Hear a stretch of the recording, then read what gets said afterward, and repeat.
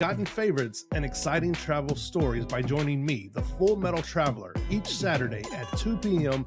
on Unscaled right here on KSHP AM 1400 and the all-new 107.1 FM North Las Vegas.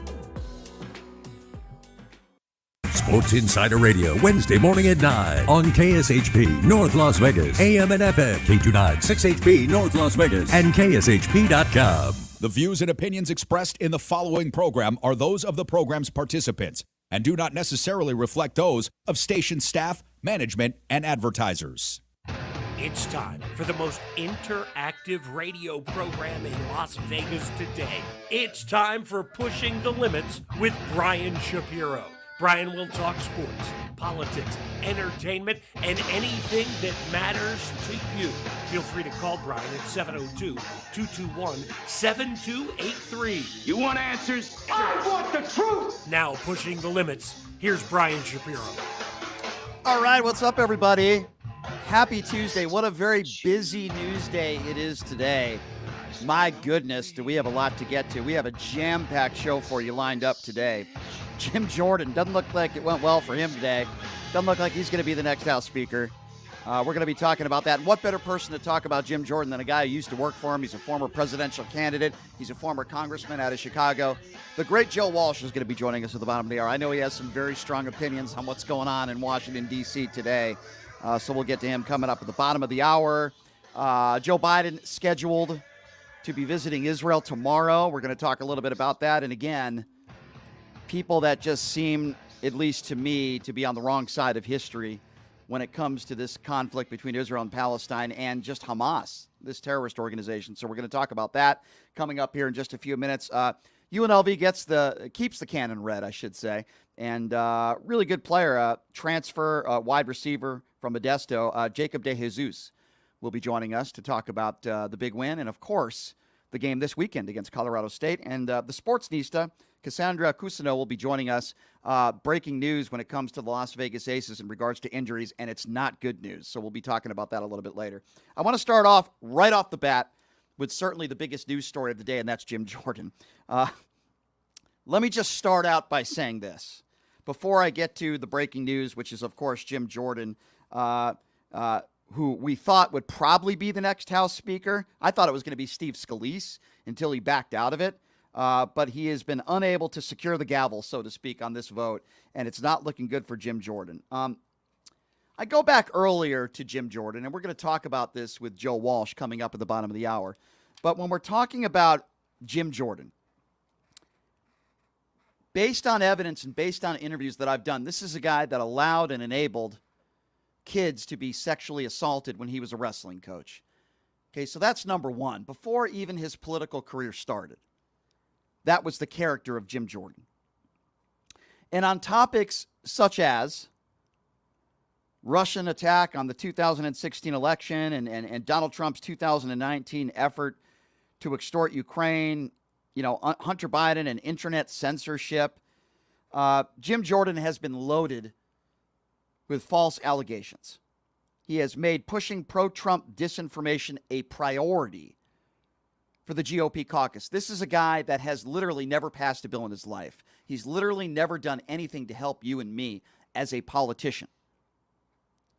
He was one of only a handful of congressional Republicans who actively conspired with Trump to overturn the election results. We know that Jim Jordan was a part of the fake electorate scheme. He was an early and enthusiastic recruit in Trump's war on the Republic and reality. I don't think anybody could debate that. And days after the November elections, he spoke at a Stop and Steal rally with Rudy Giuliani and Sidney Powell, and he went with their bogus claims that the Dominion voting machines were at least partially responsible for robbing Trump an electoral victory. Jim Jordan knew that wasn't true. He's a liar. He called for a congressional investigation of electoral fraud for which there was no evidence and demanded a special counsel be appointed. He endorsed state legislatures canceling vote tallies and selecting their own presidential electors. And this is the guy that was the front runner to be the House Speaker for the Republicans. Hakeem Jeffries, by the way, had, I believe, if I'm not mistaken, close to a dozen more votes than Jim Jordan today. every Democrat voting for Hakeem Jeffries. What does that tell you about where the Republican Party is at and where the Democrat Party is at? Say what you want about disagreements when it comes to the Democrat Party. Say what you want about, policies that the Democrats have put forth. But the Democrats are together as a cohesive unit, for lack of a better term, in supporting Hakeem Jeffries. That is not the case with the Republican Party. It is not the case with Jim Jordan. And let me also keep this in mind. Jim Jordan schemed with Trump. The final report of the House Select Committee on January 6th laying out a damning detail of how Jordan assisted Donald Trump during the January 6th insurrection. They say he was a significant player in President Trump's efforts. He participated in numerous post-election meetings in which senior White House officials like Rudolph Giuliani and others discussed strategies for challenging the election. Chief among them claims that the election had been tainted by fraud. The person that is fraudulent here, make no mistake about it, is Jim Jordan. Again, he's never passed a bill in his life. And I'm glad that there were even maybe a small select few of Republicans that refused to vote for Jim Jordan. Now, those are the same people that will vote for people that I would never vote for. McCarthy still got some votes. Scalise still got some votes. It's mesmerizing to me. It really is. But it does not appear as though Jim Jordan is going to be the House Speaker, which I think is a good thing for the country. As much as I despise some of these other Republicans, I think they would still probably be a better House Speaker than Jim Jordan. I think Jordan would be even worse than Kevin McCarthy. Maybe you guys disagree with me on that. I don't know. And then there's Brian Kilmeade, the weasel on Fox News. While these votes are coming in, Kilmeade, being, again, the weasel that he is, was caught on a hot mic saying this live on Fox News today. Have a listen to this. Bacon. McCarthy.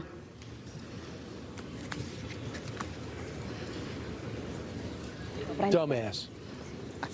Yeah. Because if you don't vote for Jim Jordan, according to Brian Kilmeade, you must be a, quote, dumbass. I think the dumbass is the person that made the statement, ladies and gentlemen. Brian Kilmeade muttering dumbass after GOP votes for McCarthy came in. Thank you, Brian Kilmeade, for that great investigative journalistic reporting and commentary. You're really very, very special, Mr. Kilmeade. So again, Jim Jordan, it appears as though he's not going to be the next House Speaker. The Republicans are in disarray. This is also embarrassing for the country. I know there's some Democrats out there that are enjoying this and getting the popcorn out, but this is not good for the country. The Republicans cannot govern. They prove it once again. It's an absolute joke. And I've had it. I've had it. The 20 Republicans, by the way, who voted against Jordan included House Appropriations Chair Kay Granger, Mario Diaz-Balart of Florida, Ken Buck of Colorado, and a quartet of New York Republicans in purple districts, by the way. The anti-Jordan contingent cast 6 votes for McCarthy, 7 votes for Scalise, and 3 for former New York GOP Representative Lee Zeldin, among some other alternatives. So that's the latest and the breaking news of what's going on here. Jim Jordan has never passed a bill in his life. He's been wearing the Donald Trump knee pads for God knows how long. God knows what those conversations were like, where Jim Jordan, we know, spoke to Donald Trump on at least 2 occasions during January 6th, during the riots, and after, and defied a subpoena, didn't want to tell the truth about January 6th because he knows he's guilty and he knows he was a part of inciting the January 6th insurrection. He knows it. Don't even get me started again with Gymnasium Jordan and all that stuff. So it's just absolutely ridiculous. It is ridiculous. It is absurd. And Jim Jordan is an embarrassment. The Republican Party today is a complete and utter embarrassment. So this is where we stand right now.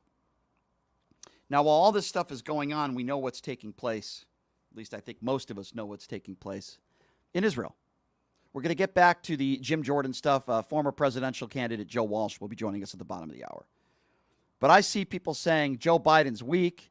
Joe Biden's this. He's not caring for the people of Israel. Well, Joe Biden's making a visit to Israel tomorrow, and I think he said all the right things in his support of Israel.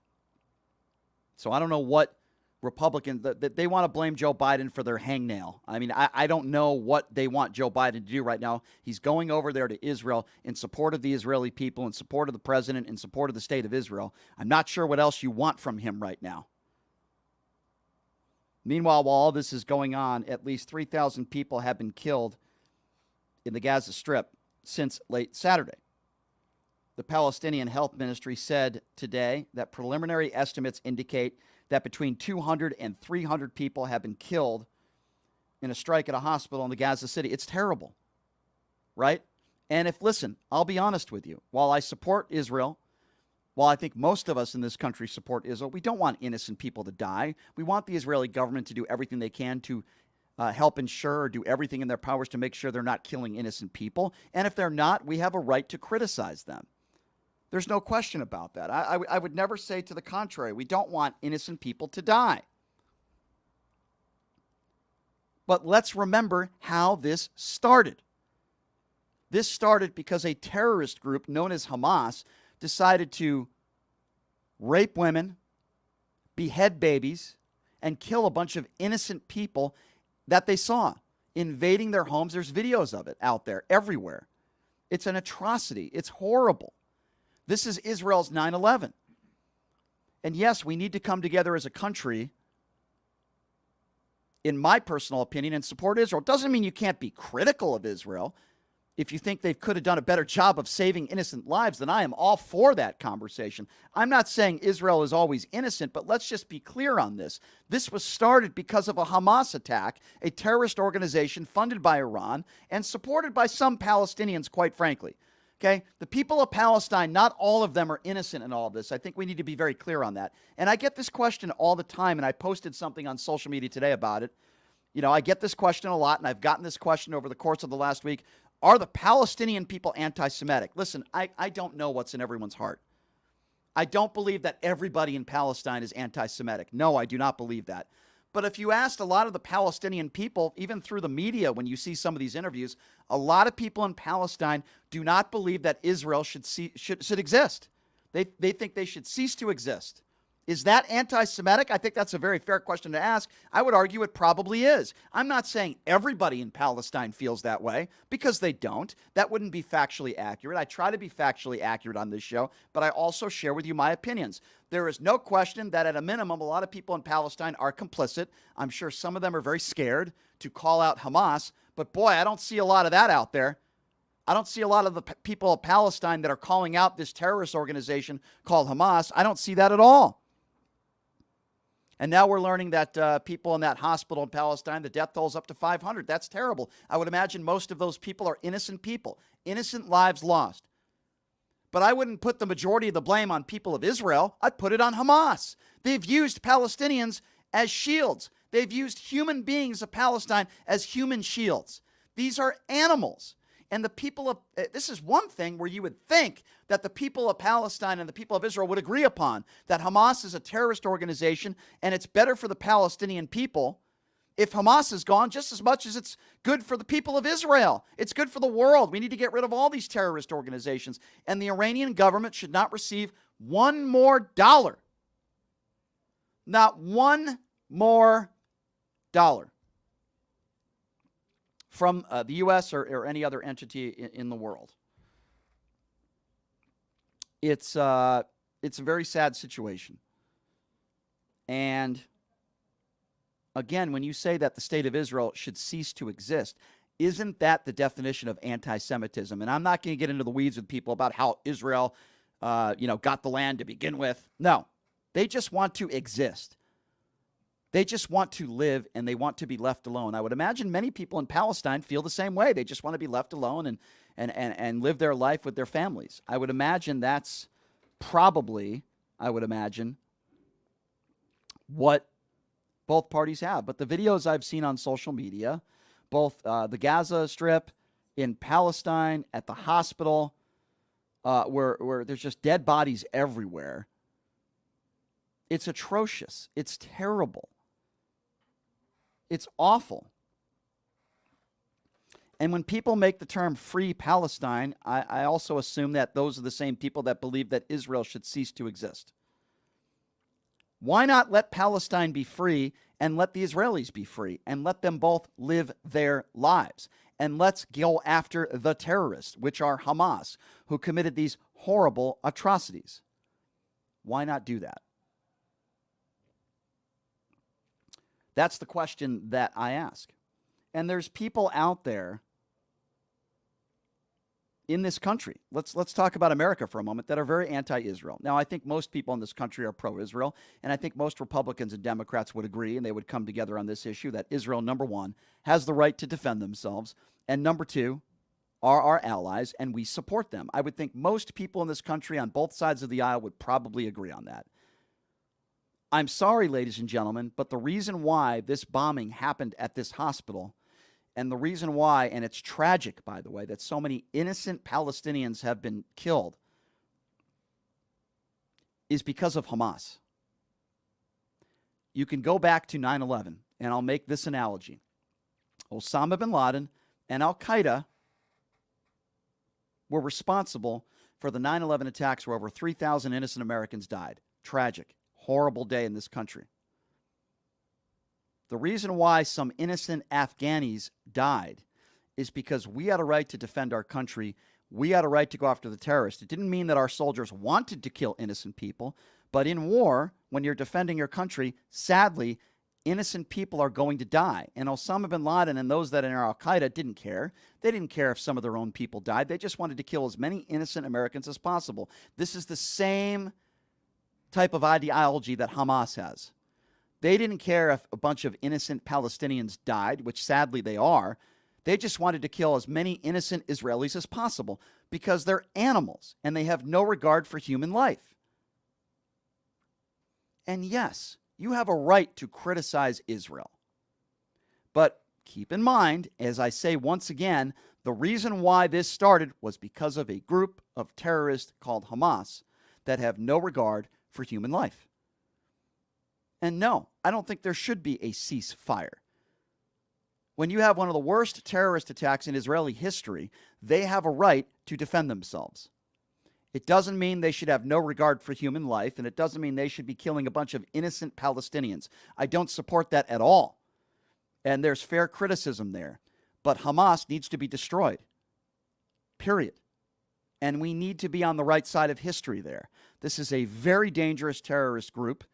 And when they're willing to risk their own lives, and they're willing to die, to kill as many innocent people as possible, that is a major threat not just to Israel, but to the entire world because of their ideology.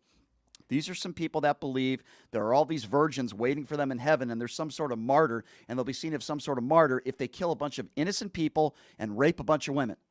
This is the ideology of some of these people. Notice how I am not using the term Muslim, because I know, particularly, especially in this country, there are very good Muslim people out there that do not want death to Israel, that do not want innocent people to die, whether they're Israelis or Palestinians. There are good Muslim people in this country that do not think that way. They don't have that kind of ideology. They're good people. They just happen to have a different religion than other people. I don't have a problem with that at all. Not every Muslim thinks the same way.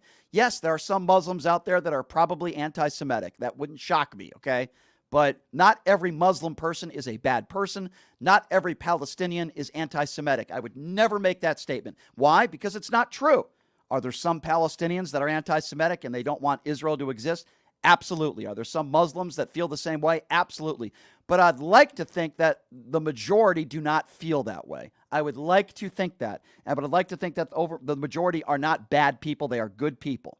But we need to remember and we need to remind ourselves how this all started.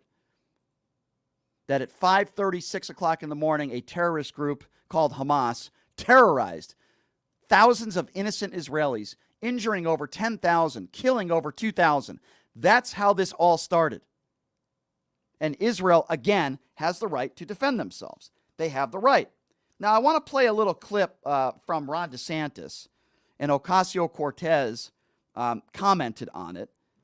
And it's interesting because I really don't agree with Ocasio-Cortez, and I rarely ever agree with Ron DeSantis.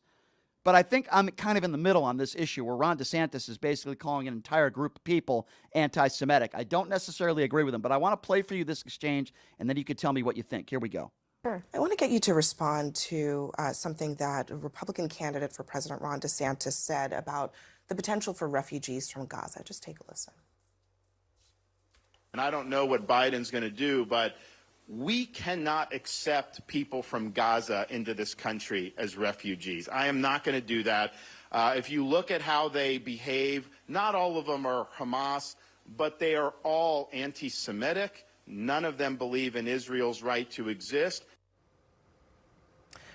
There's a lot in there, but I wonder for you, is he touching on something that that is perhaps real here? Should Arab countries be taking on the lion's share of the burden to absorb what could be over 1 million, if not more, refugees from Gaza?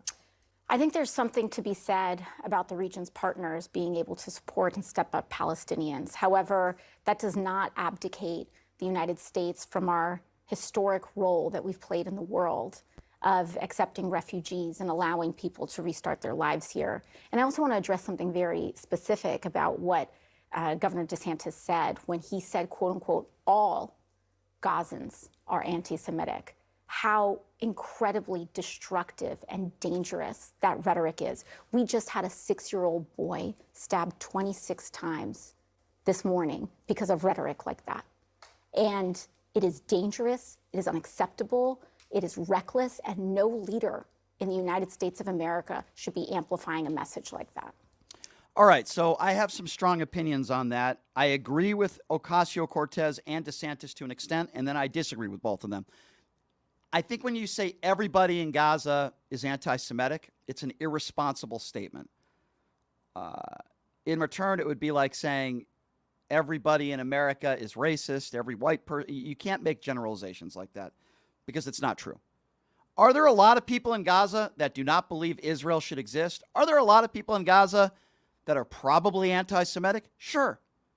I would agree with Ron DeSantis in a general sense, but to say everybody there is anti-Semitic, I think that's a stretch, and it's not right. So I do agree with Ocasio-Cortez there as well. And what Ocasio-Cortez is referring to is this horrendous story where this landlord got into a argument with a mother about the Palestinian-Israeli conflict, and the mother was stabbed to death, and the 6-year-old boy was stabbed to death. A horrible, tragic story. Now, I'm not going to say that they were murdered because of Ron DeSantis' comments. I also think that's a stretch by Ocasio-Cortez. There are crazy people in the world that are going to do crazy things. I do believe if you say everybody is anti-Semitic, that certainly doesn't help.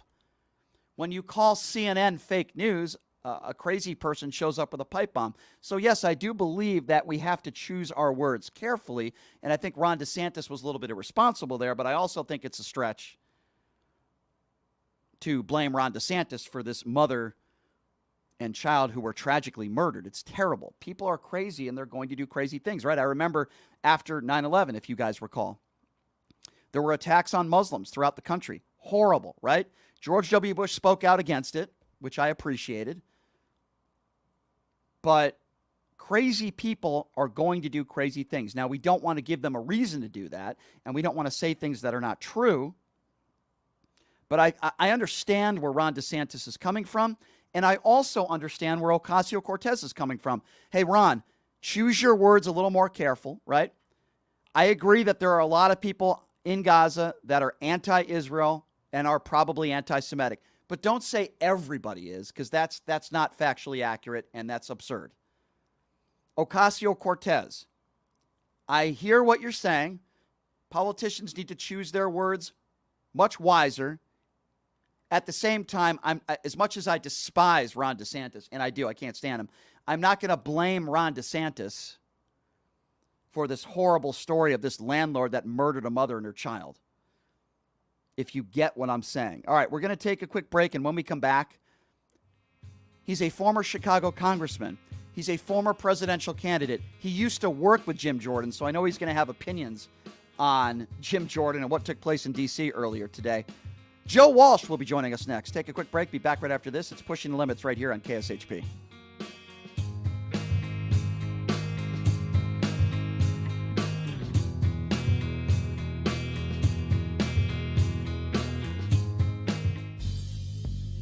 Hey everybody, are you struggling to find a pizza place that reminds you of Brooklyn? That true blue New York style pie? Well, worry no more. Stallone's Italian Eatery Pizza is a knockout. We're located at 467 East Silverado Ranch Boulevard, just off of Premium Road, half a mile east of South Point Casino, just minutes from the Las Vegas Strip. Come by and grab a slice of pie. Plus, check out our Brooklyn-inspired Italian cuisine. Our sandwiches are super. Hero, that is. Because why be a sub when you can be a hero? Stallone's Italian Eatery is here to serve you phenomenal food, Vegas. Forget about it.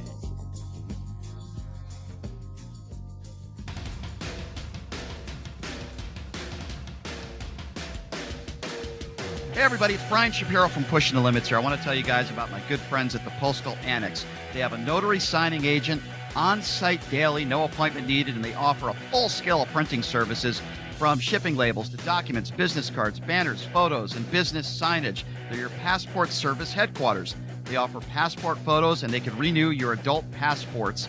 If you're traveling in a hurry, they can get those passports to you within 7 days or less. Mailbox rentals with a physical street address, and they also receive your packages from Amazon, UPS, FedEx, USPS, and more. Here's the best part. If you're a Pushing the Limits listener, they have an introductory rate of only $39 for a 3-month service. You can't beat it. Give them a call, 702-873-8005. Check them out at 6130 West Flamingo Road. It's the Postal Annex. And tell them I sent you. Buying or selling a home is a huge life event that requires guidance from an expert in the industry and community.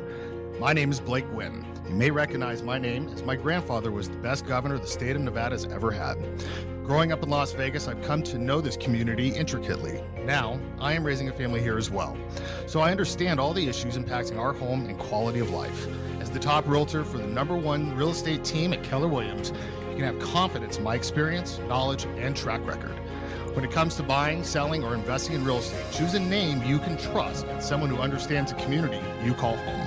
Call Blake Wynn today and experience the difference of a trusted expert. 702-540-3311. STN Sports is the only sports betting app you need this season. STN Sports has it all. In-play betting, mobile parlay cards, the Play Plus card to fund and withdraw from anywhere in Nevada, and the latest lines on every game. STN Sports even lets you earn rewards on every bet. Safe and easy betting from your phone or tablet. Go to stationcasinosports.com or sign up at any Station Casino, Fiesta Wildfire, or the El Cortez. Details at the sportsbooks.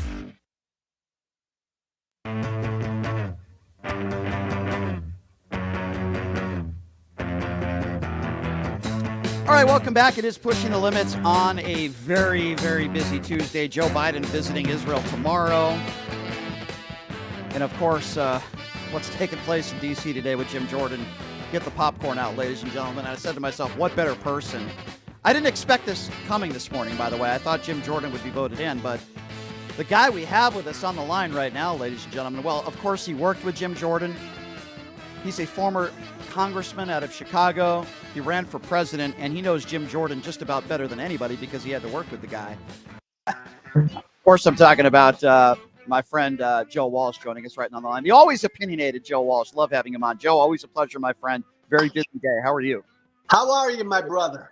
I am doing good, Joe. Better than Jim Jordan earlier today. What is your first reaction? And did you see this coming that Jim Jordan would not get the votes needed? I didn't see 20 voting against him. Based on folks I talked to, I saw a handful, 5 to 10, who would have opposed him on the first ballot. I didn't see 20. And I think that's going to be a really difficult hurdle to overcome. Look, I know Jordan well. He's a bully. He's a jerk. He's divisive. He's going to push for another vote probably later today. And I don't think it'll get much better for him. Why do you think this happened, though? What would be your reasoning behind not expecting? And you're not the only person to say this. There are Republicans on Capitol Hill that didn't see this coming either. Why? Why do you think this happened? Well, because Jordan had made a lot of progress over the weekend. Remember, 55 voted against him last week in the conference. Jordan really whittled that down And that's not Jordan's strength. That's why I think Jordan would be a really crappy speaker, because he's not kind of a get-along guy with a lot of different people. But he was able to get some big establishment names yesterday to come out for him. So I thought like that's the tide swing in some way. But you know what? I give a lot. And look, not all 20 deserve credit today. Because once there were 4 or 5 against Jordan on the board, then a number of people piled on. But I give those people credit, because let's not forget, we're here because Matt Gaetz is an ass. One guy 2 weeks ago, one guy decided to throw the House up into utter chaos, and every Republican in Congress can't stand Gaetz. Oh, no, listen, I'm with you on that. But I mean, if you had to choose, Joe, between Kevin McCarthy and Jim Jordan, what would you choose? Well, it's a tough question for me because I know both well. And to me, McCarthy, we've talked about McCarthy. He's a hollow man. He's got no core. Did you hear what he said today, Brian? He said he blamed the Democrats for all the chaos right now. Mm-hmm. He's a coward. Jim Jordan and I were buddies because ideologically we were close. Now he sold his soul to Trump, and Brian, he's the biggest election denier in Congress. This is important. No member of Congress worked more closely with Donald Trump to overthrow an American election than Jim Jordan did. Yeah. So he and I are like mortal enemies now. I don't like any of them. When was the last time you even had a conversation with Jim Jordan? Do you remember? I had a conversation with Jordan about a month before I announced my primary challenge to Trump. And he asked me strongly not to do it. And what a lot of people don't remember is Jordan didn't love Trump back then. In fact, he didn't like Trump at the beginning. But Jim Jordan's one of these guys, my friend, who he believes the Democrats are evil. Like he's said that to me. Like Joe, I know Trump's a bad guy, but he's our guy, and the Democrats are evil. Jordan believes that. Well, speaking of evil, I want to ask you this question, and I know you'll never know for sure, neither will I, but we have our opinions. Do you believe, I don't know if I've ever asked you this question, do you believe that Jim Jordan enabled children, kids, to be sexually assaulted when he was a wrestling coach? Do you believe them? I've never really commented on that, but Bryce, as best as I followed it, I think it's pretty clear that Jim Jordan knew this abuse was going on and just looked the other way. I think that at best, that's what he did. And that's inexcusable. Right. And we all know the Dominion voting machines and his statements with Rudy Giuliani and many others, and the brown nosing of Donald Trump. And I actually believe that Jim Jordan was a part of the January 6th insurrection in a sense that he might have helped orchestrate it. And the January 6th. Jim Jordan is an insurrectionist, period. Let's not beat around the bush. I mean, he is and I say that as somebody who was a good friend of mine. He is an insurrectionist. He tried to overthrow an American election. Now, think about that. The Speaker of the House could be an insurrectionist, but that shouldn't surprise anybody. The leader of the Republican Party in the 2024 nominee is an insurrectionist. That's where this party is right now. It's crazy. And I'm with you 100%. I think that's why Jim Jordan defied the subpoena. He still defied it to this time. So I'm with you. Yeah. If you're just joining us, former presidential candidate and former Congressman Joe Walsh talking about Jim Jordan. Okay, let's go to Sean Hannity for a moment, because Sean Hannity's taken a lot of flack. You and I agree on Sean Hannity. I think he's despicable with what he does on the air every day. But what do you make of this letter that his producer apparently, and Sean Hannity admitted to, sending to all these Republicans out there that they assumed would not be voting for Jim Jordan, essentially putting pressure on these Republicans to vote for Jim Jordan? What do you make of that? Because to me, that's not journalism. That's just, you're just bullying people. What do you make of this story? Well, he's not a journalist. Right. I mean, he's, what is he? I don't know. He's never been a journalist. So I don't blame Hannity for doing what he did, pressuring Republicans. I blame Republicans for letting an idiot like Sean Hannity pressure them. Yeah. One Republican today, Brian, I forget who it was, said, let's just vote for Jordan and then we'll get the conservative media off of our back. Huh. Boy, there's a profile in courage. Unbelievable. Pathetic. But that's where this party is right now. And, I see the Democrats and their support for Hakeem Jeffries, right? I mean, here's a guy who got more votes than Jim Jordan, right? And the Democrats, while they don't always might agree on everything, they seem to be able to come together and support their own, where it seems like the Republican Party today, based on what we saw just from today alone, is in complete disarray.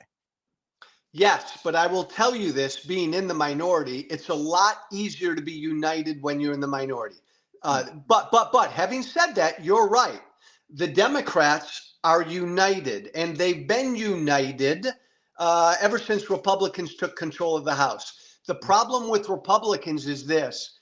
MAGA now is my former party. It's not a fringe thing. And most of that caucus is MAGA. And the world, America needs to open up to this. I mean, it's despicable that Jordan might be speaker, but the much more worrisome thing for us is Jordan perfectly reflects where the Republican Party is. Brian, he's an election denier, but you're talking about a party where 80% of the Republican voters still believe Donald Trump won. Jordan reflects that. Absolutely insane. Joe, I haven't had a chance to catch up with you since these tragic Hamas attacks, so I wanted to get your thoughts. It seems like for the most part, Republicans and Democrats agree that Israel is an important ally of ours and we support Israel. Joe Biden going there tomorrow. Yes, you have despicable members of the squad that are anti-Israel and I believe anti-Semitic. And you do have some select few on the far right as well that have said some stupid comments. But for the most part, I think Republicans and Democrats and Americans agree. What do you make of these pro-Palestinian rallies that have happened throughout the country hours after these attacks? And where is your stance on this entire crisis in the Middle East? Free country. In America, you can demonstrate for the Palestinian people. In America, you're free to demonstrate for Hamas. Free country. But if you do, we're free to call you out, condemn you, and demonstrate against you. Mm-hmm. Look, I have always prided myself on being pro-Israel. Brian, if I were 8 years younger, I'd be there right now fighting for that country. I love that country. Wow. What I worry about is this. Islamic terrorists attack Israel. Israel responds, and the useless United Nations and the rest of the world criticizes Israel. That's what's going to happen. It's happening again. So far, Joe Biden's been good. I need Joe Biden to be better. I need Joe Biden to go to Israel tomorrow. I need him to stand at Israel's side. Yes. And look, there is anti-Semitism on the right. We've seen a lot of anti-Semitism on the left the last couple of weeks. Agree. And it needs to be called out. Couldn't agree with you more. So Ron, I played a clip earlier where Ron DeSantis is basically saying that everybody in Gaza is an anti-Semite because everybody doesn't. What a jerk. What a jab. I thought that was jerk. Yeah. So I want to get your thoughts on that. Now, Ocasio-Cortez spoke out about it yesterday. I think there are plenty of people there that probably are anti-Semitic, but to make a generalization like that and to say that everybody's anti-Semitic there, I think those are really irresponsible comments. I would imagine you agree. Yeah, well, look, he's trying to win a Republican primary, so he's throwing ugly meat at his base. Look, here's what we know. Hamas is evil. Israel is good. Hamas is evil. And look, the data tells us maybe 50% of Palestinians in Gaza support Hamas. So yeah, look, they need to be called out. Brian, this is the easiest thing in the world, and I'll close with this. Everybody says how complicated the Middle East is. BS. Israel wants peace. Hamas, Hezbollah, their governing charters call for the destruction of Israel. Until the moderate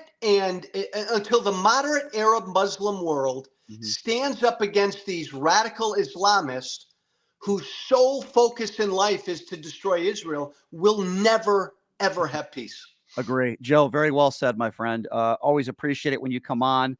Regards to your old friend, Jim Jordan, by the way. We wish you. Joe, you're the best, my friend.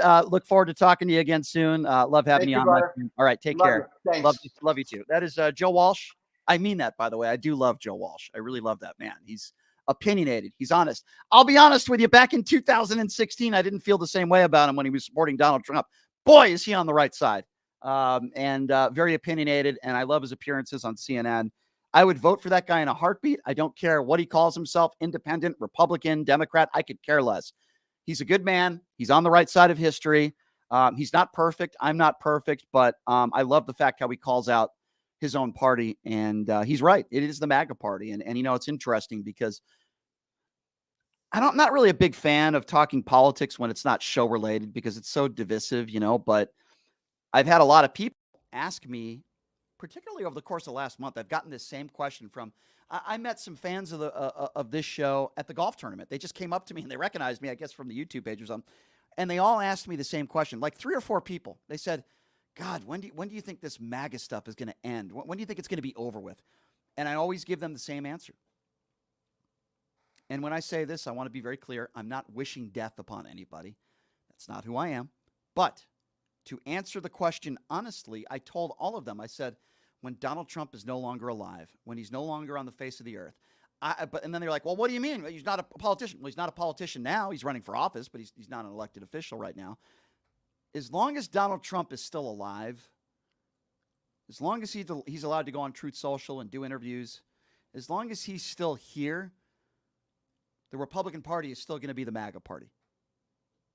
I'm sorry if you don't like that answer, but that's my opinion. And I think the MAGA party is here to stay until Donald Trump is no longer alive. And it's unfortunate. Do I feel bad for, like, Jim Jordan? No, of course not. I want to open up the phone lines now. This is the one part of the show where we are going to be accepting phone calls because we have a couple guests coming up in hour number 2. The number to call, 702-221-7283. And again, that number, if you would like to be a part of the program, that number is 702-221-7283. What are we talking about if you're just joining us? Well, we started with the breaking news of Jim Jordan. Doesn't look like he's going to be the next House Speaker, not getting the votes needed. What does this mean for the Republican Party? What does this mean for the country? Why do you think Jim Jordan was not voted in? Why do you think there are enough people that are voting against Jim Jordan for being the next House Speaker? We're talking about that. And, of course, we're talking about the Israel-Palestinian conflict. Of course, we're talking about more innocent people dying. You know, I mean, look, it's terrible, right? Over 500 people died at a hospital. Innocent Palestinians dying. Israel does have the right to defend themselves, but it was a line crossed today. Again, that number to call. And we have all sorts of different opinions on this issue, right? 702-221-7283. And again, that number, if you'd like to be a part of the conversation, 702-221-7283. Let's go to John, who is up first. Hello, John. What's going on? Hey, Brian. Do you hear me? Yes, sir. Go right ahead. Hey, Brian.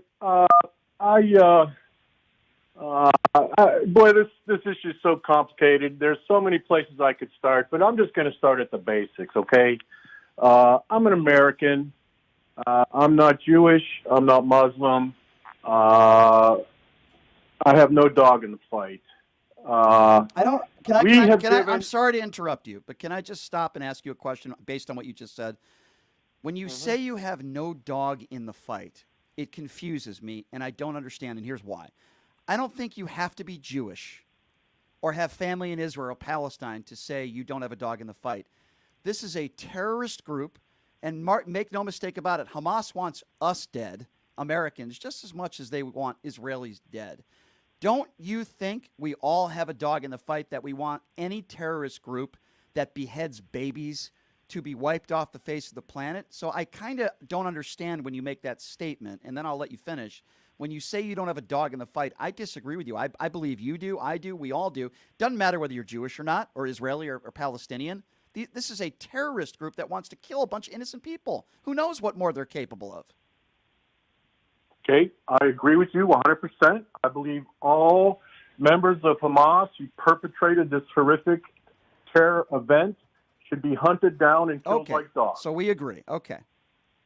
But you prefaced this saying you didn't want to get into the weeds and the creation of Israel, and you're starting it from the point that Israel's just acting, like the rabbi said, so benevolently towards the Palestinians in Gaza. So I go back a little further back, okay? And my initial hatred is focused on Bibi Netanyahu. I think he is a horrible human being. I think he's a fraud. He's been on tape saying that it was his intent to promote Hamas, to divide the Palestinians so that he wants the land. The only possible solution to this problem is a two-state solution, and Bibi Netanyahu has absolutely zero interest in a two-state solution. Okay, but hold on. Let's talk about that. Okay, I can't speak to that statement that Netanyahu made if he said he supports Hamas or funded Hamas. What I will tell you is that I believe most people in the state of Israel do not. They don't support Hamas.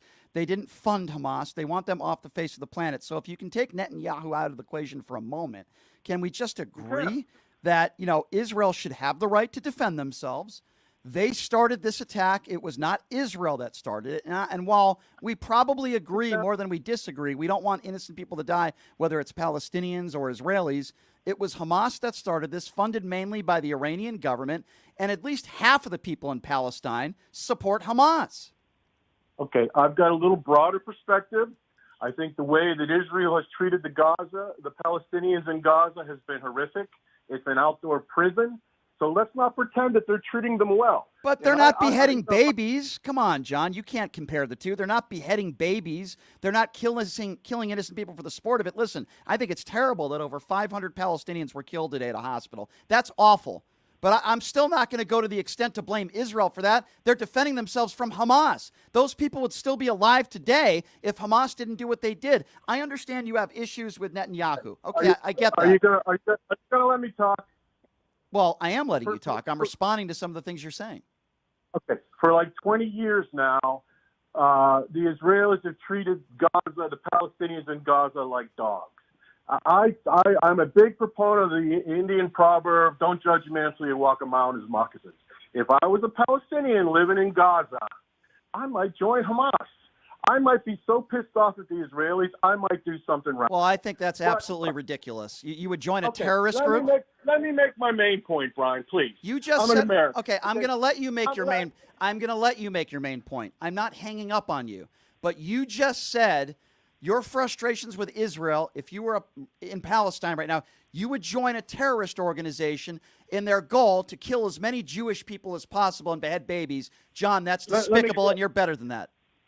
Let me clarify my point.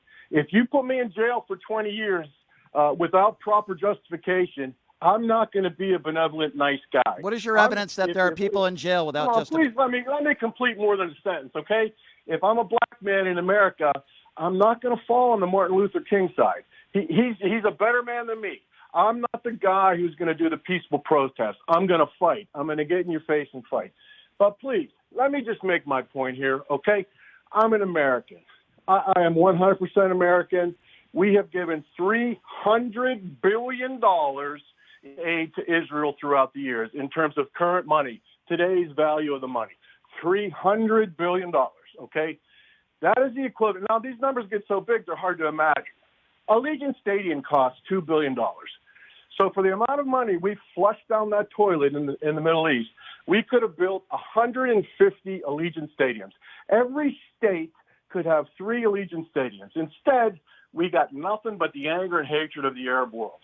That is my main point. And not only are we funding Israel, okay, now we're going to go over and we're going to support the Palestinians in Gaza, which we should. We're going to provide humanitarian relief to them.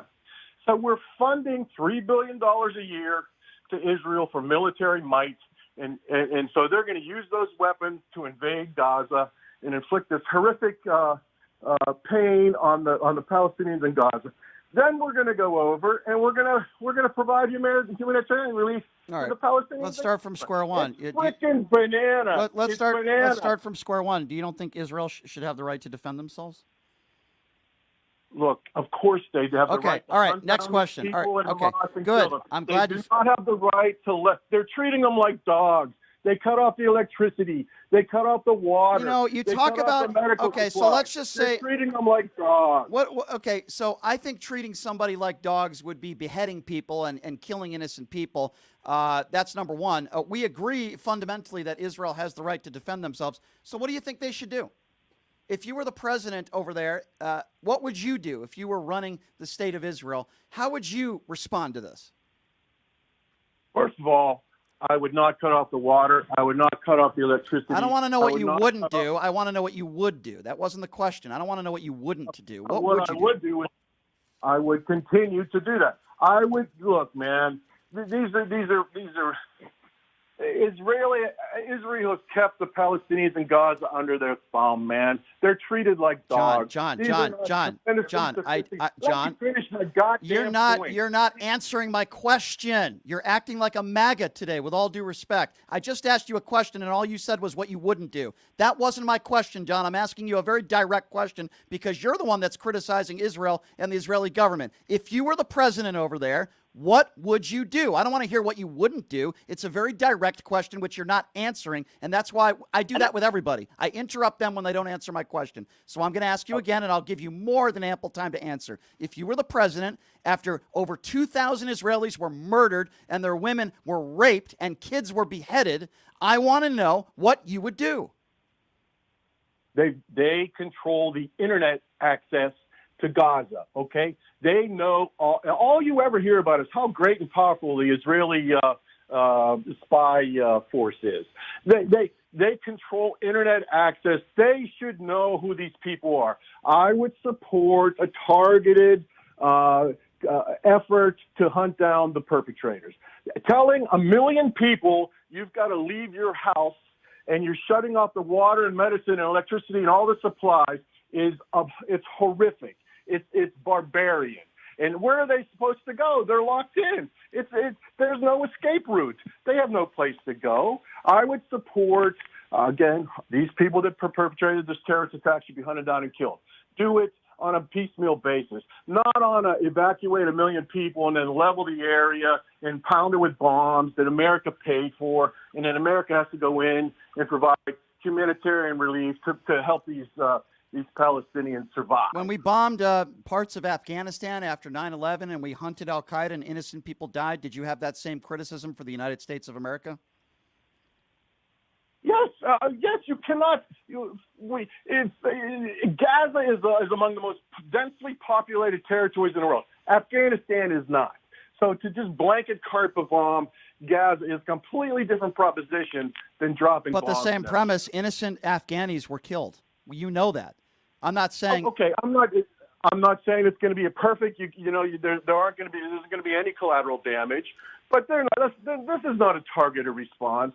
This is Benjamin Netanyahu, this fraud, this horrible. He is Trump in Israel. What are you supposed to do when half of the people that are Palestinians, half the people at least that are in Gaza, do not believe that Israel should exist, the blatant anti-Semitism, and half of those people support Hamas? What is Israel supposed to do? Put their hands up in the air and say, well, John says we should just leave those people alone and give them electricity. When you have a group of people, and many of them are Palestinian, make no mistake about it, support Hamas and believe Israel should cease to exist, and you're worried about them cutting off their electricity?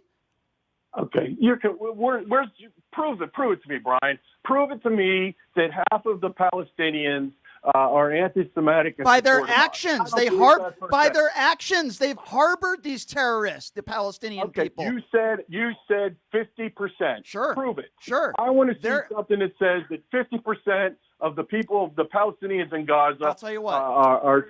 There is data out there to prove that, and next time you call in, I will gladly share that with you. I don't make stuff up out of thin air. I don't have that right in front of me. But in numerous articles and studies that at least half of those people support Hamas and they do not believe that Israel should exist. That is blatant anti-Semitism, and it's harboring terrorists. Now, listen, I don't want innocent, good people without electricity, without water. Okay, I understand where you're coming from there.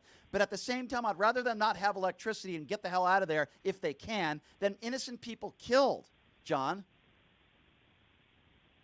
Look, man, we need a two-state. The only The only chance, first of all, I don't think there's ever going to be peace in the Middle East. Probably not. Probably not. We agree.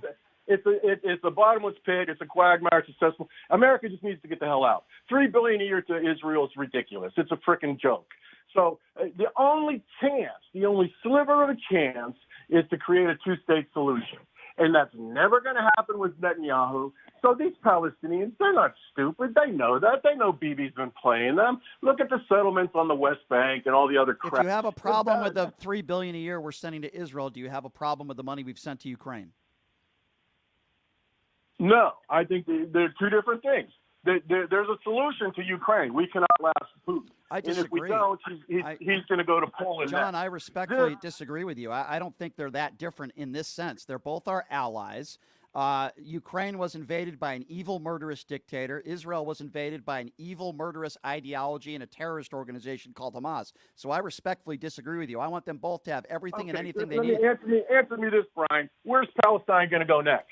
Where after they invade, is there any chance in hell that the Palestinians expand their territory beyond Gaza?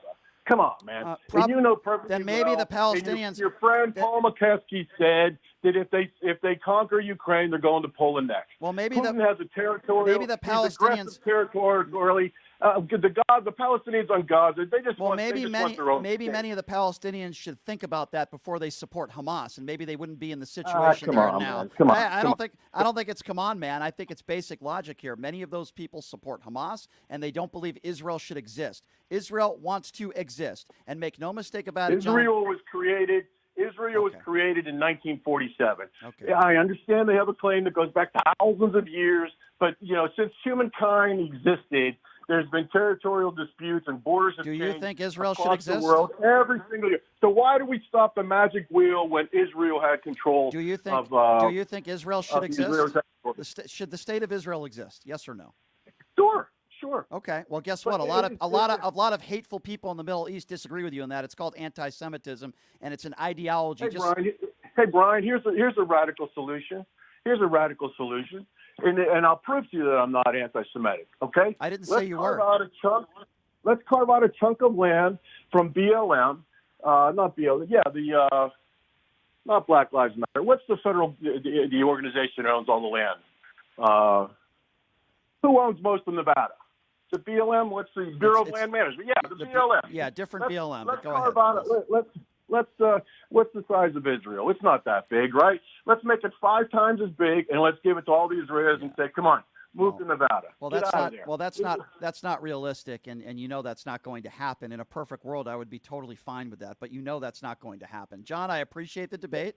I appreciate the discourse and the phone call. Even we agree on some things, we disagree on some things, but that's okay, and I appreciate the call. I got to run, okay?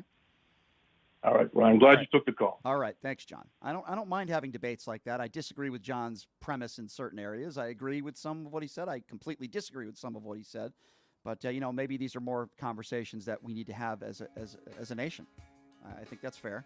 All right, here's what we're going to do, ladies and gentlemen. We are going to switch topics, and we're going to talk about something a little bit more pleasant, which is UNLV football, ladies and gentlemen. Yes, the cannon remains red. They beat in-state rival Nevada last week. They have a big game against Colorado State at home this week. This UNLV football team is a good team, and they are 5-1. And we got a very fine wide receiver joining us next. I've always wanted to talk to this guy. His name is Jacob De Jesus. Wonderful family, really good player. And he's going to be joining us next to talk about last week and the upcoming game against Colorado State. We'll take a quick break. We'll be back with Jacob right after this. You're listening to Pushing the Limits right here on KSHP.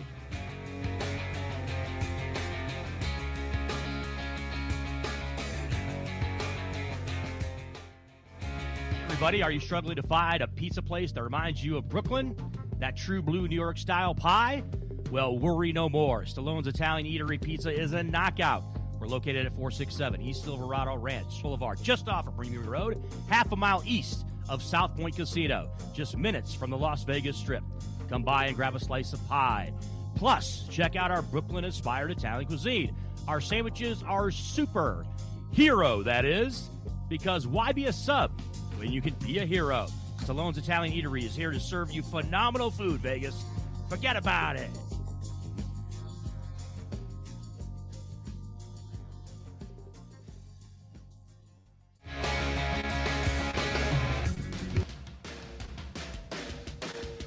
Hey everybody, it's Brian Shapiro from Pushing the Limits here. I want to tell you guys about my good friends at the Postal Annex. They have a notary signing agent on site daily, no appointment needed, and they offer a full scale of printing services from shipping labels to documents, business cards, banners, photos, and business signage. They're your passport service headquarters. They offer passport photos and they can renew your adult passports. If you're traveling in a hurry, they can get those passports to you within 7 days or less. Mailbox rentals with a physical street address, and they also receive your packages from Amazon, UPS, FedEx, USPS, and more. Here's the best part. If you're a Pushing the Limits listener, they have an introductory rate of only $39 for a 3-month service. You can't beat it. Give them a call, 702-873-8005. Check them out at 6130 West Flamingo Road. It's the Postal Annex. And tell them I sent you. Buying or selling a home is a huge life event that requires guidance from an expert in the industry and community. My name is Blake Wynn. You may recognize my name as my grandfather was the best governor the state of Nevada has ever had. Growing up in Las Vegas, I've come to know this community intricately. Now, I am raising a family here as well, so I understand all the issues impacting our home and quality of life. As the top realtor for the #1 real estate team at Keller Williams, you can have confidence in my experience, knowledge, and track record. When it comes to buying, selling, or investing in real estate, choose a name you can trust and someone who understands the community you call home. Call Blake Gwynn today and experience the difference of a trusted expert. 702-540-3311. The Farmer's Burger from Farmer Boys. Beef, bacon, cheese, hand-smashed avocado, and fresh veggies. Best burger champ. That's how we drop the mic. Farmer Boys, farm food ain't fast food. Farmer Boys' new always crispy fries stay crispier and tastier all the way home. If they make it home. Sharing is caring. Farmer Boys, farm food ain't fast food. The T.C. Martin Show, weekday afternoons at 2 on KSHP, North Las Vegas, AM and FM, K29, 6HP, North Las Vegas, and KSHP.com.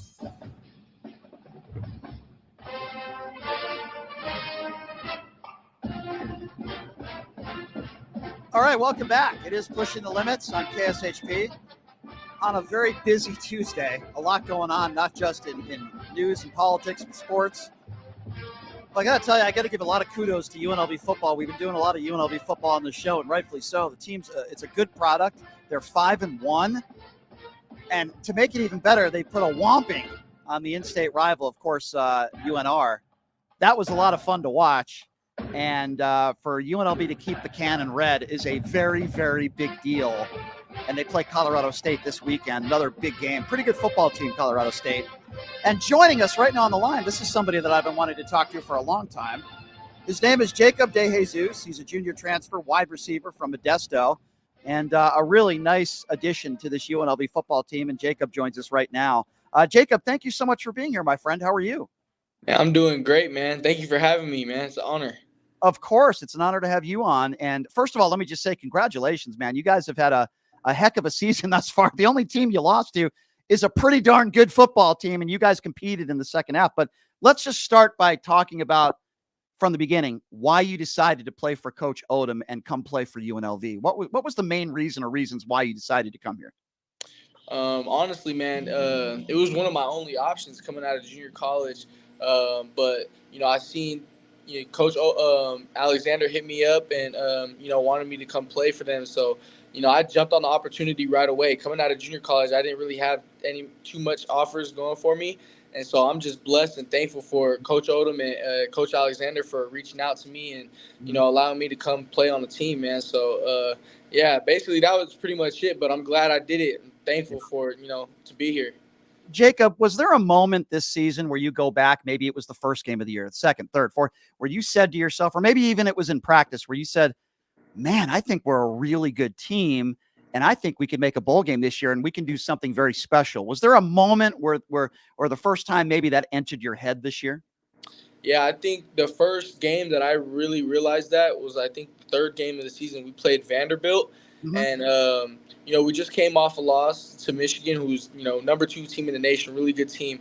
And but we had a hard-fought game with Vanderbilt, and I seen, how our defense stepped up big. We were down big in the beginning of the game, down 17-0, but I seen how our team came together and we rallied behind each other, defense and offense and special teams, and how we just were able to make a comeback run and play as a team. That's when I kind of really seen, okay, wow, we have a really good, legit team here that could, do more than, UNLV teams have done really in the past. So I feel like we have a really good team that could do something really big here, like you said, that's maybe never been done here at this school. I agree. I see so many differences in this team under Coach Odom than in prior teams, like you alluded to, whether it be Coach Arroyo. I can go way back. It just seems like, number one, and you tell me if you agree or disagree, you guys are a physical football team. You're a good defensive team. And I know Odom is a defensive-minded coach, but you guys are physical, and you don't allow any team to really be bullied by. And that's my number one. Number two, there's confidence. There's a confidence with this team and an excitement. And I think in years past, when the team wasn't winning, players didn't always look forward to games. And from talking to a lot of people around the program, you guys seem to be very excited. The chemistry is there. And it just seems you guys are just so excited for the next game, and you can't wait to get back in the field, especially when you're home, right? Yeah, definitely, man. I agree with both of your points right there, especially first, number one, being physical. That's something that Coach Odom harps on us every day. He emphasizes that on us being tough. A lot of the way we're going to beat our teams that we play against is not only our preparation, not only our hard work, but also being tougher, physically tougher than the other team, mentally tougher than the other team. And that is a big part of football, and that's a big part of, winning football. And your second point, exactly, man. I feel like we go into each game really confident because of, the preparation that we put in each week, the hard work that we put in each weekend. We just see, what happens in the game and how it helps us win the game. And, we're really confident going into each and every game. And like you said, excited, man. We can't wait to get out there on Saturday and play because we feel like, what Coach Marion likes to say, man, put on a show. We put the work in, and now it's time to go put on the show. Right. So, that's how we get people in the stands, get more people to come. Go put on a show. Go score 40 points a game. And that's how, so we get really excited, man, when throughout the week it builds up. Yeah. And you should be. You guys are playing some good football. All right, before we get to the game against Colorado State, and I know that's what the focus is now, and it should be, I have to ask you a few questions about what took place over the weekend. You know how important this game is for UNLV and Nevada Reno, right? To get that cannon. You guys want to keep that cannon red. And I just felt like you guys were in control of that game from start to finish. Like, I know that UNLV, to their credit, they did beat Nevada Reno at home last year, but that was down to the last play, as you remember, and anything could have happened there. I just feel like you guys were in control the entire game. You're by far the better football team. You have a QB who, and we'll get to him, he's playing some great football himself, local product. What did it feel like knowing late in the fourth quarter that there was no way they were coming back and beating you guys? What was that like to be on the sidelines knowing that you guys were going to keep that cannon red? It had to feel really good. It was a party. It was a party on the sidelines, man. We were over there jumping up, dancing, man. It felt really good, man, because, we know the importance of that game, of the importance of the cannon to UNLV, keeping it red. That's a rivalry that's been going on for a long time. And, just like the Hawaii rivalry with the Golden Pineapple, every rivalry game that we have, we take big pride in it. And that was one thing that Coach Odom was really big on was, taking pride in these rivalry games because they mean something to us. Even though he's a first-year head coach here, he was really big on, emphasizing how important this rivalry is to, him and to, the school. So, it felt really good knowing that we were going to win that game. And like you said, it felt like, we were in control the whole time. We were in there serious, man. We were. It was a business trip. You guys took care of business. There's no question about that. If you're just joining us, he's Jacob DeJesus, a big part of this UNLV football team and their success, junior transfer wide receiver from Modesto. Let's talk now a little bit about homecoming. And I know there's so much on the line this weekend, right? You want to perform well, obviously, homecoming week. This is a pretty good Colorado State team. I remember one of the best, I think, games of the year was a game I was watching live. It was Colorado State versus Colorado. That game went down to the wire. This is a good football team. They're well coached. I guess my question is, how do you stay focused and not worry about, hey, one game we get to a bowl? Obviously that's got to be in the back of your mind. you guys are in a great position now, but how do you just remain focused week to week and not get too far ahead of yourselves and focus on Colorado State? Well, I think the biggest thing that we try to focus on is, being 1-0 each week, like you said. We got to focus on Colorado and focus at the game at hand. The task at hand. We got to focus on what's right in front of us before we can focus on the things ahead. But getting a bowl game is important to us. But Coach Odom was saying earlier in our team meeting, man, that's a given. As long as he's here, bowl games should be things that UNLV is expected to be in every year. We're chasing something much bigger than a bowl game this year. We're going, as Coach Odom said, we're chasing championships each year that he's here. We're chasing not just bowl championships, conference championships. So. Right. Being in a bowl game, it's an amazing feeling, amazing experience if we get to do it. But that's not the biggest goal for us, man. We're trying to, be the best team we can be, go 1-0 each week and finish the season off, champions, Mountain West champions, whatever it may be. We're not worried about just the bowl game. We're trying to do something that no UNLV team has ever done before. Yeah, I remember we haven't had a coach here at UNLV talk like that in decades. I'm just going to be honest with you, Jacob. I'm pretty old. I'm 43. I've been covering UNLV football for 20 years since I've been out here. And I remember the first time I interviewed Coach Odom, I liked him right from the beginning. He answers every question specifically. He doesn't hide from anything. He said, listen, we're going to be judged on wins and losses. There's a lot of other things you can judge us on, but we're going to play hard. And just like what you just said, we should be expected to make bowl games and compete for Mountain West Conference championships. We haven't had a coach talk like that in a long time. And I just think that the team plays as the character of your coach and the personality of your coach. He's a guy that, wants everyone to take responsibility for what they do on and off the field. But it seems like he's also a guy that walks the walk and talks the talk, if you know what I'm saying. And the product shows on the field. And I haven't talked to any player that doesn't love playing for this guy. Right. And listen, again, not to go backwards, but we haven't always had teams like that where players enjoyed playing for the head coach. I'll leave it at that. It just seems like you guys want to play for him. You guys obviously want to play for each other, of course, but you want to play for Coach Odom too. Is that because that's kind of the sense that I get, right? Yeah. Definitely, man. Definitely, man. Coach Odom, he's a very good coach. And, he talks really well. He motivates us really well, man. And I'm not going to lie, man. Every week you come into practice and you're like, man, I'm, feeling a little sore this practice or feeling a little, tired, but he gets you right up motivated. Just like today, man, he was telling us, man, we cannot become complacent. We haven't finished the job. We haven't done anything that we've wanted to accomplish yet. So, we got to get up and, he talked about some of the failures that he had in the past back when he was the head coach before, and how he, he was saying how he kind of let the team down by not staying up on us, preparing us each and every week. So he was saying, I'm not going to let that happen again. We got to prepare. I'm not going to let anything slip by.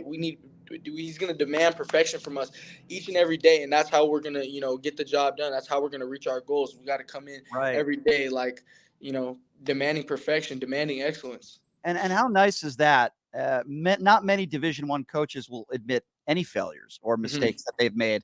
I'm just being honest. I've talked to many Division I coaches, football, basketball, you name it.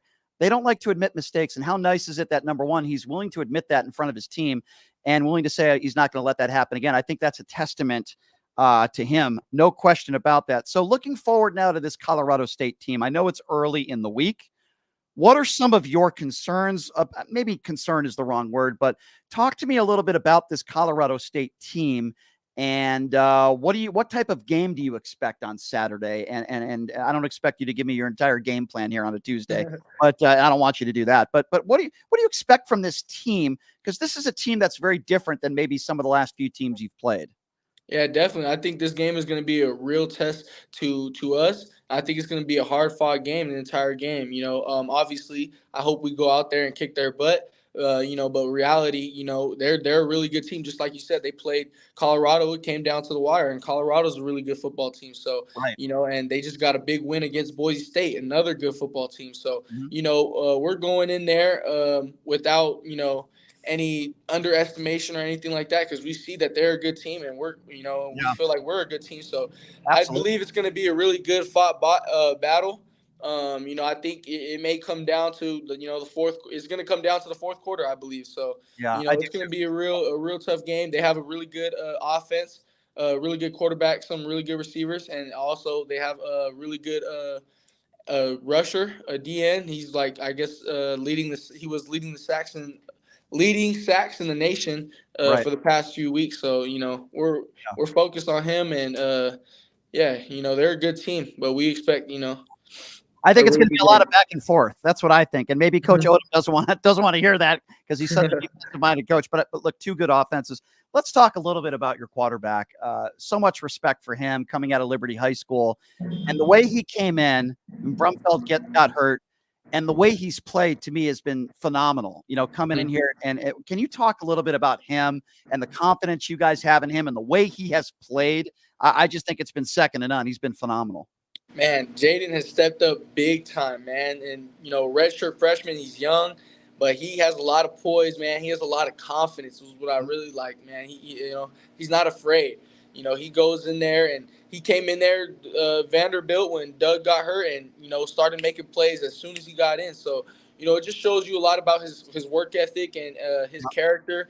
He's a, phenomenal player, man. Like I said, a lot of confidence, a lot of poise, really smart, he's still young, makes some, rookie mistakes sometimes, but he talks with Coach Marion, and they get it fixed right away, and he listens to Coach Marion, man, and he's just a really good quarterback, man. I have a lot of confidence in him, that like when he's back there. So I just feel like he's a really good player, man. And he's gonna do big things this season. And I also think it helps when you have some great play calling as well and good coaching. Yeah. And you guys clearly have that this year. Away from football, I have to ask you, man, you have a beautiful family, right? Correct me if I'm wrong. You have a son. Yeah. Are you married? I'm engaged right now to my fiance, Kirsten, and we have a daughter. I'm 3-year-old sorry. daughter. Yeah. I got that wrong, but that's really cool. And, I've heard a lot of stories about the car accident that your family was in. Mm-hmm. And, it reminded me a little bit about my story of, my family was in a very serious car accident when I was 12 years old. And it's something you never forget. I lost my grandmother in that car accident. And I was really happy to hear that, everyone had a full recovery. But I mean, how scary was that for you to have to go through something like that? And thank God that everybody's okay. Yeah. Well, first off, man, I'm sorry to hear about your grandma. Thank you. Yeah, it was, I know, I have some feeling of what you're feeling, man. I was really scared when I heard about the car accident, especially because I got a call from her phone, but it wasn't her talking. It was, somebody else talking for her, saying that she's just been in a car accident and that the ambulance is taking her to the hospital. So I didn't even get to talk to her. I was like, what is going on? I immediately ran out the house and went straight to the doctor's hospital. And, while I was sitting there in the emergency room, man, it was just a lot of things just going through my head, man, wondering if they're going to be okay, just, praying for them. I was really scared at that moment, man. It was a really dark time for me, but, good thing. God bless, both of them to be okay. Nothing, no real serious injuries has happened from the car accident, but it was a serious car accident, man. Both cars were totaled, head-on collision. It was insane that they were able to come out of that, really well. So, I'm just happy and thank God for that. Sure. And it makes you appreciate life, right? Every day. Yeah, definitely. It's a blessing, right? I mean, we've all been through it. I have been through, sadly, some similar circumstances. It's an incredible run that you guys are on. It's been a really fun season to watch. I guess one of my last questions for you is this. You have a beautiful fiance, a beautiful daughter. You're taking classes at UNLV. How are you able to do it all, I guess, at once? I mean, going to practice every day, focused on the next game and performing at such a high level and being a father, right? Soon to be a husband, and make grades. How are you at such a young age? How are you able to accomplish that all? I feel like it all starts with support, man. Support from my family, support from my fiance, Kirsten, man. She's a really big part of, how I'm able to do this, man. And so, her really being able to handle working and handle, taking care of our daughter together. She's a really big part of, helping me, accomplish all the things that I'm accomplishing and helping me to play well, helping me to, do my schoolwork and making sure that's all taken care of. So she's a really big part of it. the school also helps out a lot. Our daughter actually goes to the UNLV daycare here cool. for free. Yeah, so they hooked me up with that, and it's just really support, man. As long as you have support from, I have support from the university, from my family, from my fiance. Like, I feel like that's the biggest thing. Is support. Mm-hmm. What is it like for you when you look in the stands, and I would imagine you see your daughter and your fiance out there? How special is that for you? Man, that's the best feeling, man. When I was in JUCO, I was I always thought to myself, man, I was they were there. I was there with my family, but I wasn't I was doing football. I was playing junior college football, but I wasn't at the level that I wanted to be. So I wouldn't say I was doing something that I love, not at the level that I wanted to do it. And then when I first got here, they didn't move out there with me at first. Oh, sorry, That's okay. They didn't move out there with me at first. So then I was doing football. But then I didn't have my family with me. So I was doing something that I love, but I didn't have the people that I love with me. Now, it's the perfect combination. I have them, in the stands with me. They're right there, and I'm doing the thing that I love right here on the field. So, it's the best of both worlds, man. The best combination. I get to see my family, the people that I love right there in the stands, and also play the game that I love right here. Speaking of the game you love, who's your favorite football player of all time? My favorite football player of all time, man. This is a big deal to me, man, because I used to my favorite player used to be like LaDainian Thompson, because I used to be a running back. That's the reason why I never wear number 21. It was because of him, LaDainian Thompson. Yep. My fault. He was downstairs, by the coach's locker room. Sorry, man. That's okay. Go ahead. It's all right. My bad. Yeah, he was the reason. I used to be a running back my whole life, so he was the reason I wore number 21. Yep. And then, but I really grew fond of Julian Edelman growing up, watching the Patriots win all those Super Bowls and stuff. And then me changing my position to receiver, man. And I feel like we're almost like he's from California. I'm from California. He was a JUCO product. I feel like I'm a JUCO product. I just feel like I relate to his story a lot. So I would say Julian Edelman is up there with one of my favorite football players. Tom Brady, Gronk, they get a lot of credit, and rightfully so, Bill Belichick, but I don't think we hear Edelman's name enough. He was such a huge part of those Super Bowl championship teams, and I'm with you, man. What a phenomenal player. What a career he's had. Well, you're having quite the college career yourself, and we're glad you're here at UNLV, Jacob. You're a good dude, and go kick, as you said, kick some butt out there on Saturday. I'll be there against Colorado State. We want to get as many fans as possible out there because you guys deserve it. This is a good football team. It's a good product, a good coaching staff, and you guys play really, really hard. So this is a huge game, and hopefully homecoming week, hopefully at the end of the game, we can be talking about what it means to make a bowl game for this team. So Jacob DeJesus, I appreciate your time, my friend, and go get him on Saturday, okay? All right. Thank you so much, Brian. Have a good one. Appreciate it. Thank you, Jacob. That is Jacob DeJesus, junior transfer, wide receiver from Modesto. Good dude. Really nice family. And really glad that they offered him a spot here on this UNLV team because it's paid dividends. He's done a nice job out there on the field. Really good receiver. And listen, this frustrates me a little bit. A lot of things frustrate me in life. People always assumed that I must be anti-UNLV because I call out bad coaching. I call out people that I don't think deserve to be in those positions. And Marcus Arroyo was one of those people. I don't think he did a very good job. It's not that I don't think he didn't. There are still people in this town, people that cover UNLV, that if they had it their way, Coach Arroyo would still be the coach here. It was a disaster. He didn't recruit locally. He was terrible with the media. Basically, he's the opposite of Coach Odom. Odom recruited locally. He went to first time I interviewed him, he told me the first week he was hired, he went to 30 different local high schools because he gets it. Odom is a good football coach, and he gets it. Arroyo was a disaster. We have a good athletic director. Eric Harper is a good athletic director. Period. He's the best athletic director they've had in decades, in my opinion. Harper gets it. He's a former college football player himself, I believe out of Kansas, if I'm not mistaken, might have been Kansas State. And he gets it. And he made a decision that I guarantee you Desiree Reed-Francois, the Joker, would not have made. that is firing Coach Arroyo and bringing in a guy here that is dramatically changing the culture for UNLV football, and Coach Odom. He gets it. He's great with the media. He's a modest guy. He's a great promoter of the program. He's a good role model. He's a leader, and he's a good X's and O's guy, and he's got these kids buying into what they're trying to do. Did you listen to what Jacob said? I haven't even heard a player say that in God knows how long. We are expected to make bowl games. We are expected to compete for Mountain West Conference titles. That is, now Jacob's a great kid, but that is the message being sent to guys like Jacob from the coaching staff, from Coach Odom. That doesn't happen by accident. That's because of Coach Odom. That's because of our athletic director, Harper, who hired Coach Odom. Great hire. It's not that I'm negative or I'm anti-UNLV. It's that I call out bad coaches. I call out bad hires. And because of that, some people in this town don't like me for that. Some people at UNLV might not like me for that. And that's fine. I don't care because I'm always going to be honest. I've said I've liked Coach Odom from day one. I've said I've liked Harper from day one. They're both, Odom to me is the perfect guy to be in this position as the coach. Perfect guy.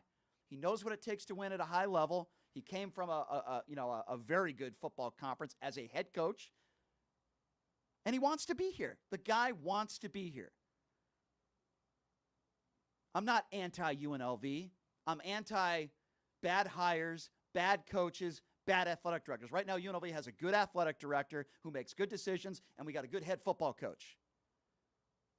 Some people don't like honesty in this town. I don't work for the flagship of UNLV. It's not my job to lie to you every day like some people do on the air. It's my job to be critical when I should be critical, and it's my job to be positive when you should be positive. And there is a hell of a lot of positivity around the UNLV football program, and I haven't said anything negative about this program since they hired Coach Odom. Because it's not warranted. That's why. Because I'm honest. I'm honest. So if you want to listen to people that are dishonest, and you want to listen to people that drink the Kool-Aid that are not going to tell you how they really feel, then go ahead and listen to them, because that's not who I am and that's not who I'll ever be. I could be talking about the war in the Middle East. I could be talking about UNLV football. I'm always going to be honest with you. Nobody tells me what to say. Nobody tells me what to do, except maybe my mom once in a while. But that's another story for another show. But no, in all seriousness, thank you, Jacob De Jesus, for coming on. Great young man. We've interviewed some really great young men on this UNLV football team that have a lot of character. Let me say that. That's also important, very important. And Coach Odom is another one that has a lot of character. And I'm really, really looking forward to this game on Saturday. Colorado State's a good football team. And I think UNLV is going to have their hands full a little bit.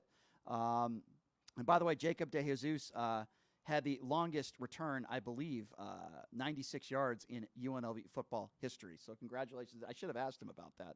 But what a nice young man. And really happy for him, happy for the UNLV football program. I'm really excited about the game on Saturday. UNLV football, this is something I have not said. I've said it a few times this year, but I haven't said this consistently in 20 years of covering this program. Right now, UNLV football is a good product. The kids play hard. They're a pretty good defensive team. They're physical, and they have a very young quarterback at Liberty who has a very, very bright future, something else that UNLV has struggled with at the QB position. They're well coached, and they deserve respect, and I hope a lot of people come out to the game on Saturday because, quite frankly, this team deserves it. UNLV deserves it. The football program deserves it. So thanks to Jacob for coming on. Really nice young man, and I really enjoyed talking to him. All right, somebody else I enjoyed talking to. We're going to talk a little Aces basketball coming up next. Some bad news out of the Becky Hammond camp. This is not good. We got a couple injuries to report to you. One that was a shocker to me. We'll talk about that. Coming up next, she's known as the Sports Nista, lvsportsbiz.com. Cassandra Cousineau will be joining us next. Take a quick break. Be back right after this. It's Pushing the Limits right here on KSHP.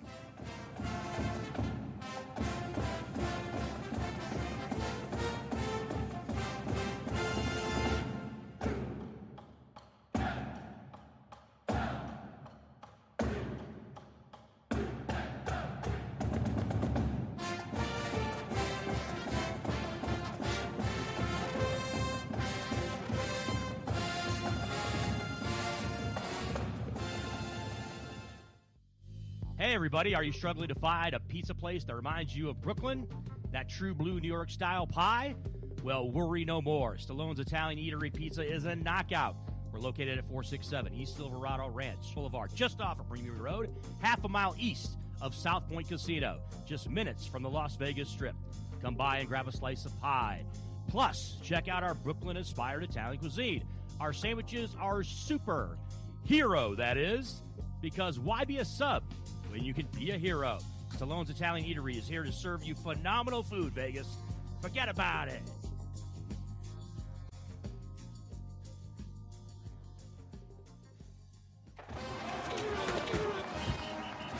It's that time of year again, Las Vegas. Homecoming is here. On October the 21st, your UNLV Rebels will take on the Colorado State Rams inside Allegiant Stadium. We want you to experience the excitement and be a part of the festivities. Bring your friends and family together to cheer on the Rebels and get your tickets now at UNLVtickets.com or by calling 702-739-FANS.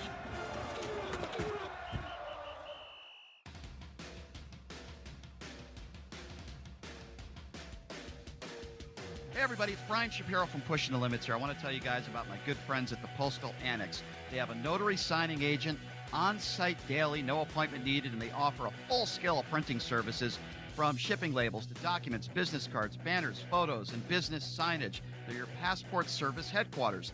They offer passport photos, and they can renew your adult passports. If you're traveling in a hurry, they can get those passports to you within 7 days or less. Mailbox rentals with a physical street address, and they also receive your packages from Amazon, UPS, FedEx, USPS, and more.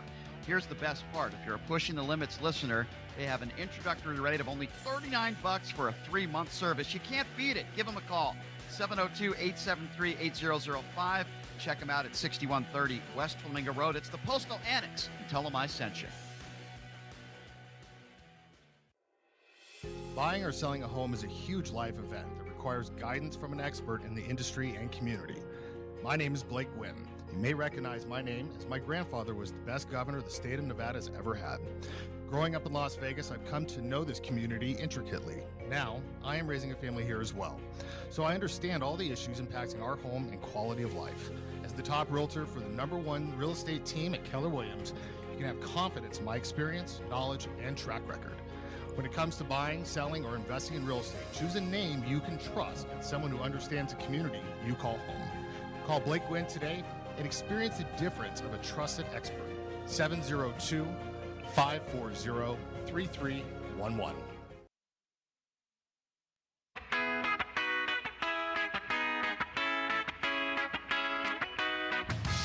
All right, welcome back.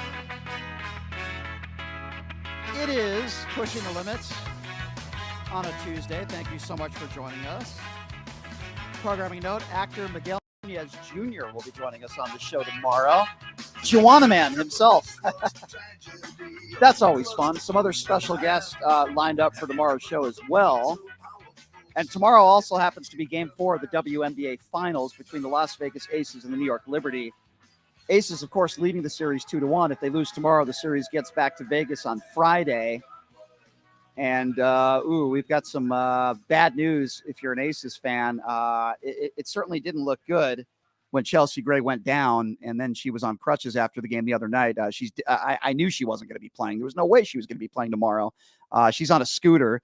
And then some news broke out that I had no idea that Stokes was going to be out as well. I had no idea. So this is some breaking news stuff this morning from the Becky Hammond press conference. And to discuss this, love having her on, of course. She is known as the Sports Nista, does a great job for lvsportsbiz.com. Her and Alan Snell are awesome. Of course, I'm talking about Cassandra Cousineau joining us right now on the line. Thank you so much for joining us, the Sports Nista. Well, hello there. You caught me at my desk this morning.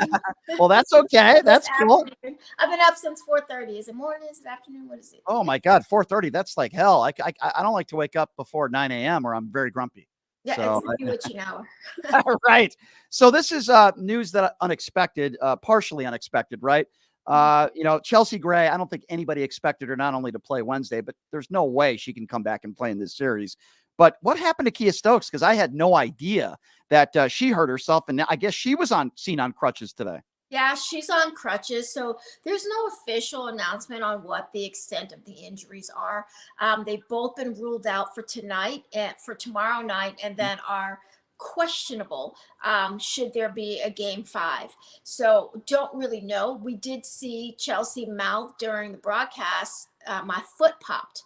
Now, usually if an athlete says something popped, it's generally like the Achilles is popped. So likely that's what it is. We're not going to see her again.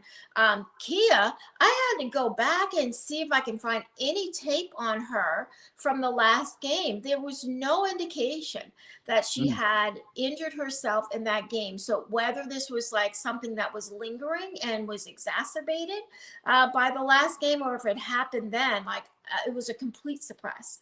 So this is really bad news on a number of fronts, and you could tell me whether you agree or not. But, you know, to me, Chelsea Gray is their second best player on this team. I would say Asia Wilson, number 1, but Chelsea's their floor general. She does everything. She can create for others. She's a physical player. She's a good defensive player. She certainly can score from just about anywhere. Great shooter. She's just your facilitator and your veteran. So somebody else has got to fill in those shoes, and I'm not sure they have a player that can do that. I mean, listen, you've got Plum who can distribute. She's great with the ball, and Jackie Young's a great player also. But Chelsea Young, there's no replacement to Chelsea Gray. And you know, Stokes, while she's not a very good offensive player, she's a big body. She's a good defensive player, and she's a rebounder. And we know if there's one thing that the New York Liberty do really well, it's rebound, and they're physical. So I just think it was already a tough matchup for the Aces, and they've played a phenomenal series, at least through 2 games. I just don't know how they get the W tomorrow. I don't know. And in New York with 21,000 hometown fans in that hostile arena in Brooklyn, it's going to be a tall order. So when it comes to Chelsea, I think if you say that Asia's MVP, I think that Chelsea is the most important player on that team. Becky often says that she's the other coach, that there are times when Chelsea just kind of runs that floor and Becky just allows her to do it. Like you said, she's the floor general. I also believe she's the best 1 guard in the world. So you're not just losing a guard on your team, you're losing the best guard person in that position in the world. Now, when it comes to who's going to fill that, it's going to be by committee, right? But so Plum is certainly capable, and she has some brilliant passing. She's been great on the boards for them. Those guards have been rebounding very well. But what's not being talked about, Kelsey Plum has a broken finger. She was asked about it at the last home game, what was that, Sunday, when they were here, and she did not answer the question. So we can assume she has a broken finger. So she's also not playing with all 10 digits out there. So being accountable for the majority of the ball handling is going to become an issue now. Right.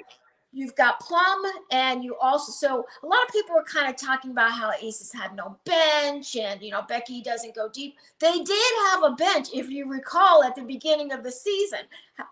But Alicia Clark was supposed to be the actual anchor of that second unit. So, but then Raquina Williams had the back injury, and then the legal troubles did not come back. Of course, Candace Parker is out. So, and they Can I ask you about that? Sorry to interrupt, but you mentioned Candace Parker. That was my next question for you. There has been speculation that Candace Parker would possibly come back in this desperate situation. What do you know about that? Is there any chance Candace Parker suits up tomorrow, or is she just still not ready? They asked Becky about it, and she laughed. She's like, you know, there's no indication. She is in New York. She's been in New York this whole time, so she's able to fly. They will fly across country. We know that. So, and she's no longer on crutches. So she's no longer on crutches. Kia is, and Gray is on the scooter. And so, I mean, also consider this. Natalie Williams went from being possibly the GM of the year to like a complete freaking horror show, right? So they got rid of Dearica Hamby and also a first-round pick for Candace Parker. And then they went with 11 on that roster. They got 1 hardship player back when for Raquina, not Candace. And so I know there was kind of some confusion last week when Kelsey Plum said, you know, we didn't get a hardship player and, you know, league wouldn't allow. People were like, but you did. Yes, they got 1. They did not get 2. hardship players. That's what she's talking about. But the Aces mentality is like, nobody cares about our hardship, man. We got to suck it up, and we got to get out there and hoop. And I will say this about this team: there's some dogs on that court. Sure. Those girls, Jackie Young is playing more physical than we've ever seen her play, but they're playing against a team that's perhaps the most talented in the league.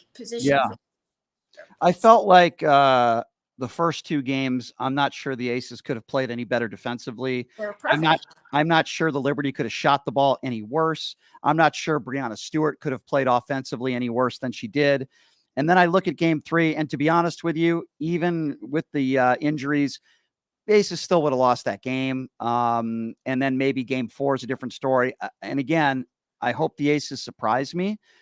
I just don't see how they get the W on the road tomorrow. Now, I know we're getting a little bit ahead of ourselves because the Aces could surprise people, and maybe they come up with a dramatic win tomorrow. It's possible. I'll see you on Friday, Brian. I mean, it could happen, right? I mean, I also am very selfish, and I know that if there's a game 5, I'll be sitting courtside with Vivica A. Fox again. So, how is she coming back? Yes, she would like to, and I'm sure that the Aces will accommodate her. But and they're great, by the way.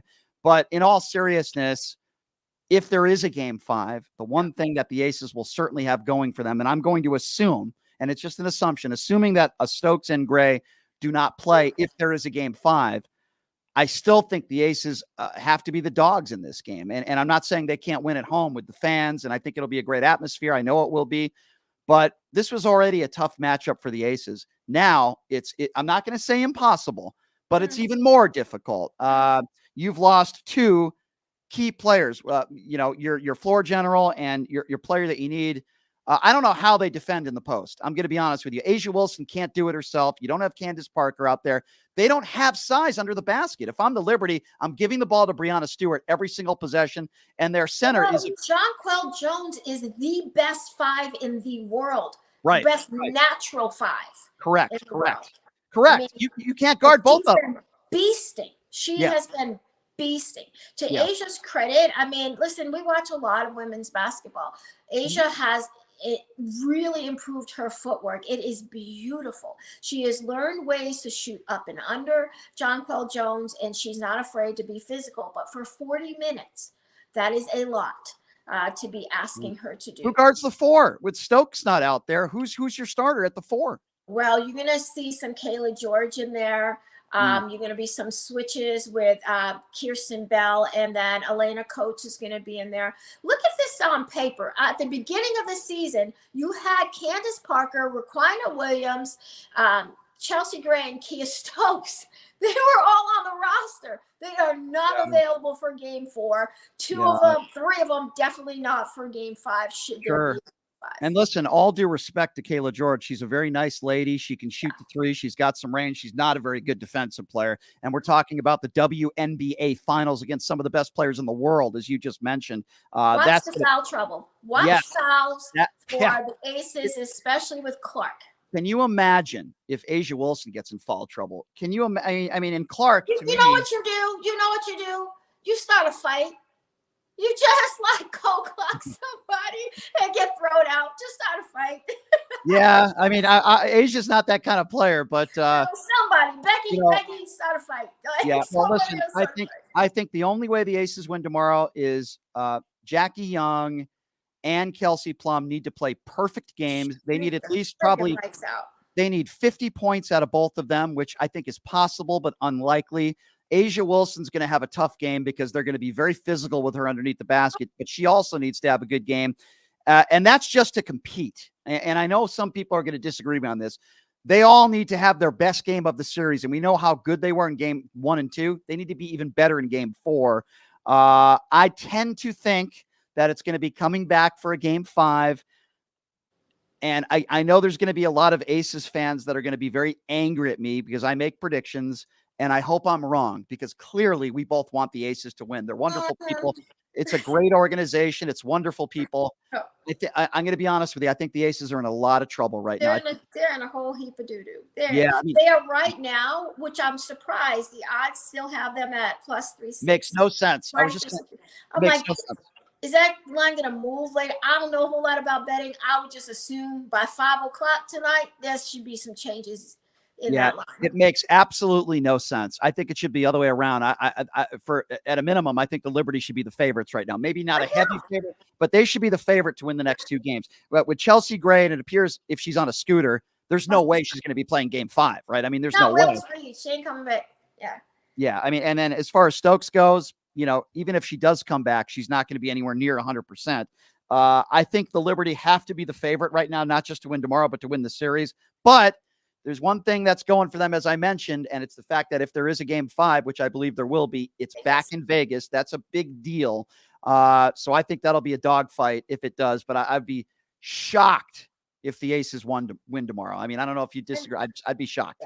I'd be very disappointed in Sandy Brondello as a coach of the New York Liberty if she didn't call the dogs out and play these gals as physically as they possibly can. Try to get Asia or anybody in foul trouble, knowing that there's nothing really. I mean, you're going to come back with Sid Colson. I love Sydney, but ain't no way. Like, she's going to be like the anchor of that second unit and being efficient the way they need her. Well, listen, if it was I agree with you. If it was like the first round or a regular season, then you put some of these gals in there and see what you see. But we're not talking about that. We're talking about the biggest of moments. You got to go win a championship. Yeah, we're talking about the biggest moments in their career, arguably. We're talking about the WNBA finals on national television, and I think it's a really tough spot to put them in.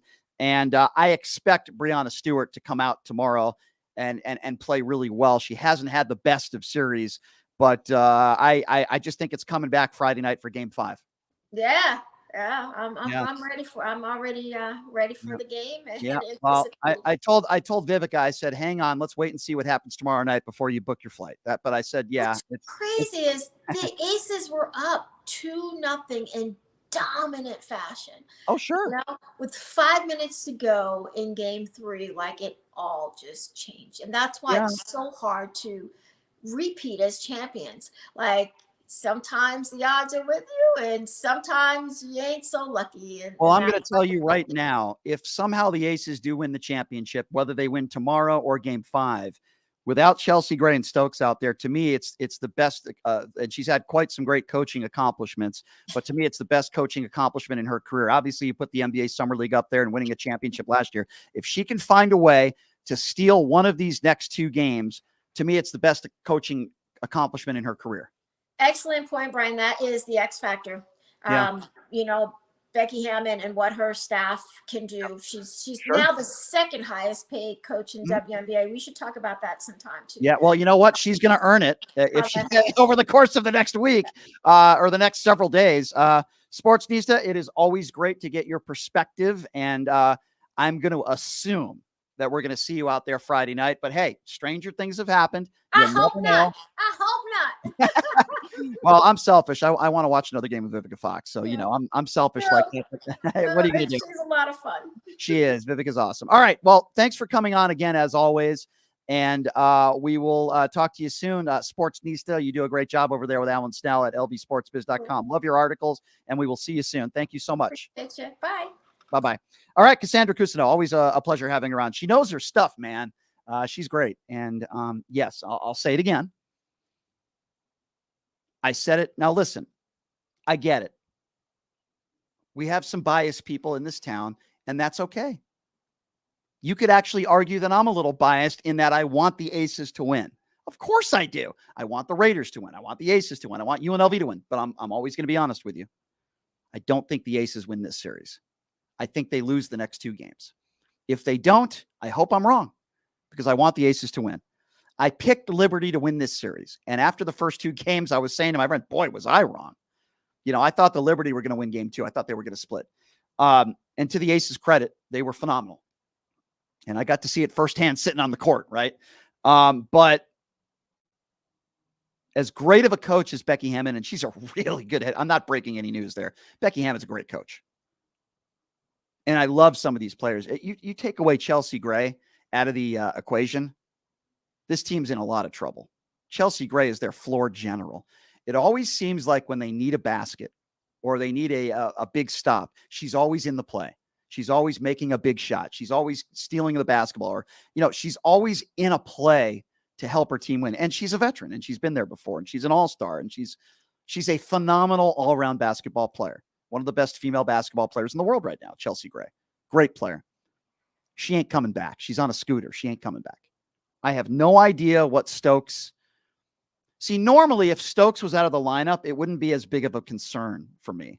But it's a big concern because you need big bodies against the Liberty. It's a bad matchup. So you take Stokes out of the lineup, to me, it's a horrible loss because she's still somebody that can rebound and play defense, and you have to guard the big two on the Liberty. They're 4 and 5, some of the best in the world. And with Stokes out of the lineup, who the hell is going to be guarding them? You know, Asia Wilson can't do it by herself. She's got her hands full already. And Kayla George is gonna guard one of them. I'm sorry. I just give it. If I'm coaching the Liberty, you got mismatches everywhere. Not to mention the extra minutes that your aces are going to have to play. We even forgot about that. Plum's going to have to be out there the whole game. Jackie Young's going to have to be out there the whole game. They're not going to be able to rest. You're telling me that's not a factor in the second half? They're going to pretty much have to play the entire 40 minutes unless they get in foul trouble. Sydney Colson, I mean, what? You play her a couple minutes here and there, I guess. Yes, I think the Aces are in trouble. Yes, I don't think they win this series. Yes, I think the odds right now on the Aces being a minus 250 favorite is absurd. Absurd. Crazy odds. So we'll wait and see what happens. If they win tomorrow, Numbchuck could throw egg at my face on Thursday, and I'll be happy about it. And I'll be like, hey, it's a free breakfast for me, and I'm happy the Aces won the championship. Do I want to see a Game 5? Yes. Do I want to sit courtside with Vivica A. Fox for Game 5? Yes. Do I want to be mingling with celebrities? Yes. Do I want to be able to sit courtside and say I was on the floor on a game on ESPN and I watched the Aces win a WNBA championship sitting with Vivica A. Fox? Yes, I do. Yes, I do. That would be a lot of fun. I had the time of my life the other day. And the Aces are so awesome, by the way. The entire organization, the way they treated Vivica, and they were just first class. But I expect that from them. They're a great organization, and they were awesome. So, yes, am I pulling for them to win tomorrow? Sure, but a part of me also says it's a win-win for me because then as a fan, I get to see Game 5 on the court, and it doesn't get much better than that. So, again, we'll have to wait and see what happens. Congratulations to UNLV football. A great 5-1 start, keeping the cannon red. And that was a lot of fun having Mr. Jesus on the line with us, talking to him. Great young man, and happy for the UNLV football program. And quite frankly, I am not surprised. I am not surprised that they're 5-1. At this point, I thought they would be 4-2. Not surprised that they're 5-1. You got a good head coach. You got a good coaching staff. You got character players. You got a physical football team. UNLV football is a good product for the first time in a very long time, and they deserve it.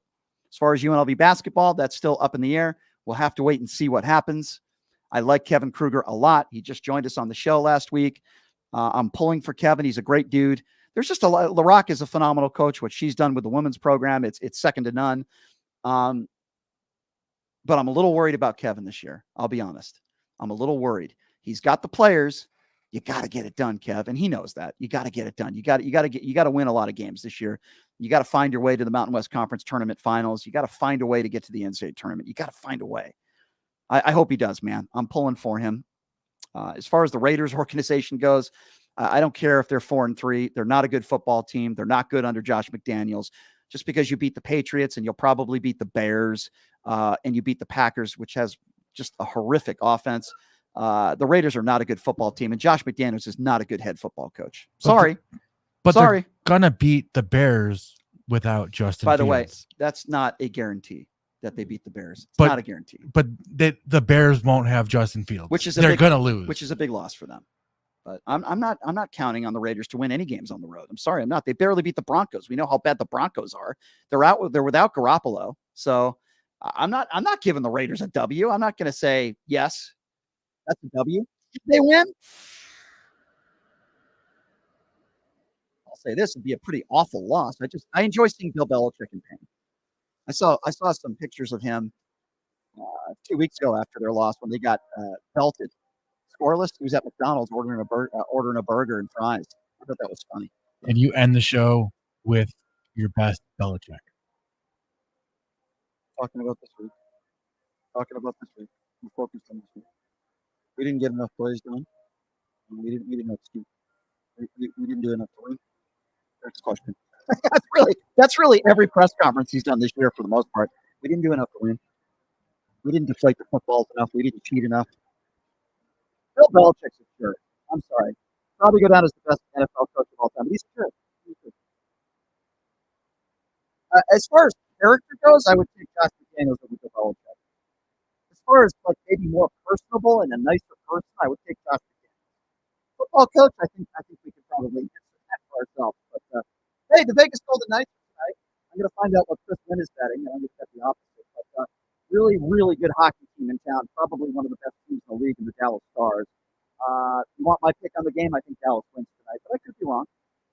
The Knights are pretty darn good too. I think we got a great hockey game with two of arguably the best teams in the league, Dallas Stars in town, and the Vegas Golden Knights. Could be a preview of the Western Conference Finals, ladies and gentlemen. Thanks for joining us. We'll see you tomorrow, same time, same place. Have a great day, everybody.